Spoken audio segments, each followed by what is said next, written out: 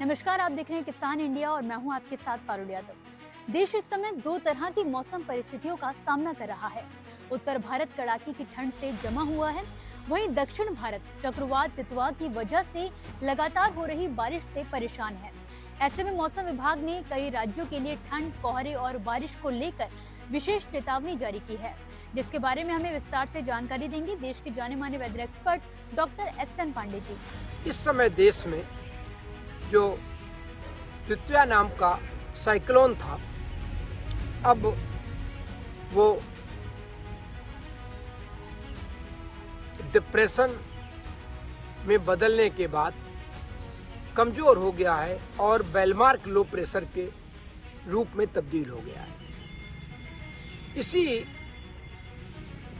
Cyclone की वजह से कई मध्य भारत, उत्तर भारत और राष्ट्रीय राजधानी क्षेत्र बिहार, उत्तर प्रदेश से कई जिलों में, पूर्वी जिलों में आज बादलों की आवाजाही देखी गई और किसान बड़े उत्साहित हो गए कि लग रहा है बारिश होगी।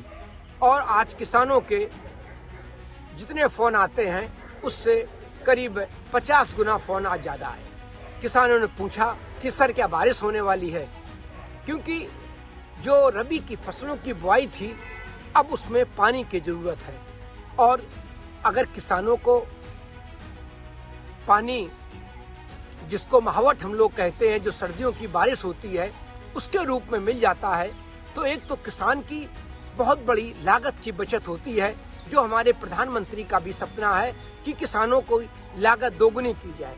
और लागत दोगुनी तभी हो सकती है जब उनकी लागत कम हो। तो अगर सिंचाई उनकी बिना पैसे में हो जाती तो निश्चित रूप से उनका फायदा होता। आपको बता दें कि भारतीय मौसम विज्ञान विभाग के अनुसार उत्तर और मध्य भारत के कई हिस्सों में तापमान अचानक तेजी से गिरने की संभावना है।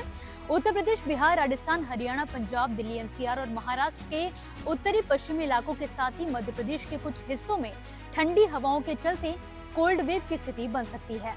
दिसंबर की शुरुआत के साथ ही सुबह और रात की ठिठुरन भी बढ़ गई है।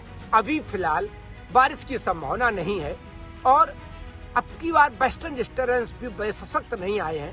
जब सशक्त वेस्टर्न डिस्टर्बेंस आते हैं तो उनके कारण से पंजाब, हरियाणा, जम्मू कश्मीर, हिमाचल, उत्तराखंड और उत्तर प्रदेश के पश्चिमी उत्तर प्रदेश, कभी कभी मध्य उत्तर प्रदेश तक और पूर्वी उत्तर प्रदेश तक भी बारिश हो जाती है। तो किसानों को ये सलाह दे दी गई कि वो अब, क्योंकि बारिश नहीं होनी है, तो उनके जहाँ भी जरूरत हो वहाँ पर वो बारिश इरिगेशन कर लें, सिंचाई कर लें। और अब आगे आज और कल या तो तापमान स्थिर रहेंगे या 1-2 डिग्री की बढ़ावट होगी, लेकिन इसके बाद जैसे ये जो नया पश्चिमी विक्षोभ आ रहा है वो अभी अफगानिस्तान, पाकिस्तान के ऊपर पहुंच जाएगा आज या कल, फिर ये आगे बढ़ेगा। तो उसकी वजह से जम्मू कश्मीर और पहाड़ों की ऊंची पहाड़ियों का जो है, ऊंची पहाड़ियां जो होती हैं, जैसे उत्तराखंड की बद्रीनाथ, केदारनाथ, इसी तरह इन सब जगह बर्फबारी होने की संभावना है। और जब ये बर्फबारी हो जाएगी तो इसके बाद फिर उत्तर पश्चिमी सर्द हवाएं जो बर्फ से होकर आएंगी, ये उत्तर भारत में और मध्य भारत में, यहाँ तक कि उड़ीसा में और गुजरात तक तापमान गिरा सकती हैं।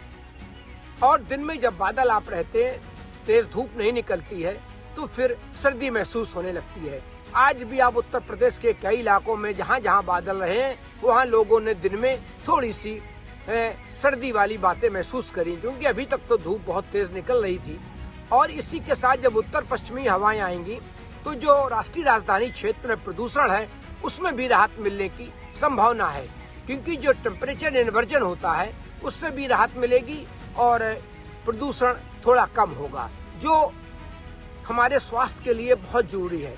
क्योंकि जो 2.5 के कण होते हैं ये हमारे स्वास्थ्य पर प्रतिकूल प्रभाव डालते हैं। तो अभी बारिश की संभावना बहुत कम है उत्तर भारत के कई इलाकों में, मध्य भारत में, गुजरात में, राजस्थान में। लेकिन सर्दी की आहट अब लग रही है और सर्दी के लिए आप तैयार रहिए, क्योंकि फिर 8 तारीख से लेकर 14 तारीख तक उत्तर भारत में कड़ाके की सर्दी पड़ने की पूरी संभावना है। तो दोस्तों इसी के साथ फिलहाल के लिए इस वीडियो में बस इतना ही। आप मुझे दीजिए इजाजत और इसी तरह मौसम से जुड़ी ताजा अपडेट्स के लिए आप देखते रहिए किसान इंडिया। धन्यवाद। मुझे बरसात की झीनी झीनी फुहारें मिले ना मिले, हमें पावस की उमस चाहिए। जी हां, मैं किसान हूं, क्रांति बीज बोना चाहता हूं। मुझसे अभी सावन भादों, क्वार कार्तिक या फागुन की बातें मत करो। मैं आषाढ़ की पहली बारिश में भीगकर ठहरी हवा में उमस से आकुल व्याकुल होना चाहता हूं।